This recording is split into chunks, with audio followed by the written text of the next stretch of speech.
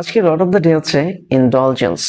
ইনডলজেন্স শব্দটির দুই রকমের অর্থ হয়। প্রথমটি হচ্ছে নিজেকে বা অন্যকে চাহিদা পূরণের ক্ষেত্রে আনন্দ অথবা ছাড় দেওয়া। দ্বিতীয় অর্থটি হচ্ছে দয়া বা সহনশীলতা দেখানো বা ভুলে চোখ বুজে থাকা।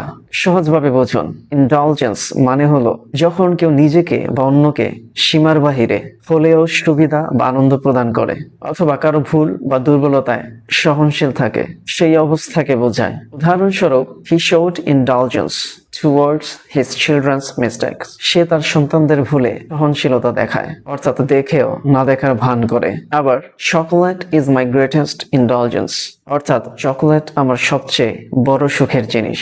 এই ইনডলজেন্স শব্দটির কমন সিনোনিমগুলো হচ্ছে লেনিয়েন্সি, টলারেন্স, লাক্সারি, প্যাম্পারিং। ইনডালজেন্স শব্দটি প্রায়শই বিহেভিয়ার অর্থাৎ আচরণ অথবা অ্যাটিটিউড বা দৃষ্টিভঙ্গির ক্ষেত্রে বহুলভাবে ব্যবহৃত হয়। সো বন্ধুরা, আজকের ওয়ার্ড অফ দ্য ডে ছিল ইনডালজেন্স।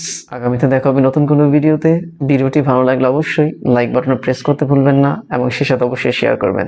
আগামীতে দেখা হবে নতুন কোনো ভিডিও নিয়ে। আসসালামু আলাইকুম।